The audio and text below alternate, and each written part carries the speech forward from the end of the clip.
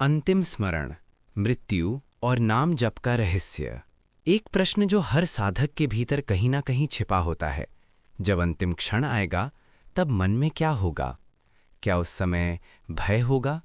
क्या आसक्ति होगी या ईश्वर का नाम? गीता कहती है, अंतिम स्मरण ही अगली गति का निर्धारण करता है। ये कोई भावनात्मक कथन नहीं, ये चेतना का नियम है। अंतिम स्मरण का सिद्धांत, अध्याय 8 श्लोक 6।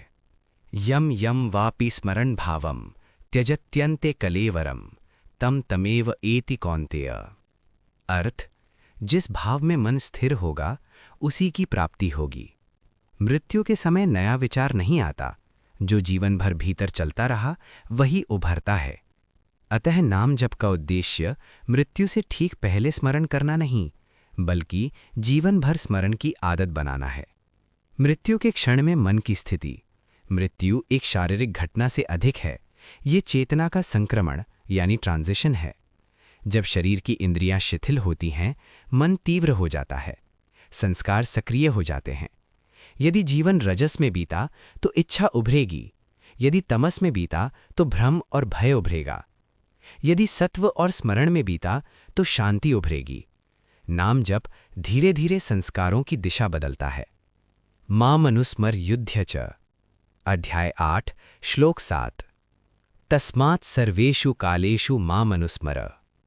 सभी समय मेरा स्मरण करो। यहाँ एक गहरी बात है। स्मरण केवल ध्यान कक्ष में नहीं, जीवन के संघर्ष में भी। यदि जप केवल शांत वातावरण में है पर संघर्ष में भूल जाता है तो अंतिम क्षण में भी वो टिकेगा नहीं। इसलिए गीता कहती है, स्मरण और कर्म साथ साथ। मृत्यु का भय शरीर से जुड़ा है, पर अध्याय 2 कहता है, आत्मा न जन्म लेती है न मरती है। जब नाम जब गहरा होता है तो पहचान शरीर से हटकर साक्षी में आने लगती है।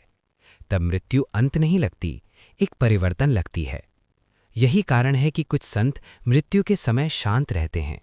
उन्होंने अंतिम क्षण के लिए अभ्यास किया है। क्या अंतिम समय में नाम लेने से मुक्ति?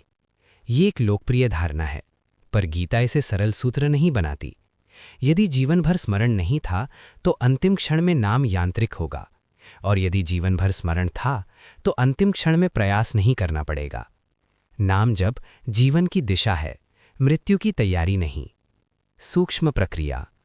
जब प्राण शरीर छोड़ता है, मन और सूक्ष्म संस्कार साथ जाते हैं। यदि मन में आसक्ति है तो चेतना उसी दिशा में आकर्षित होगी। यदि मन ईश्वर स्मरण में है तो गति ऊर्ध्व होगी। गीता इसे योग बल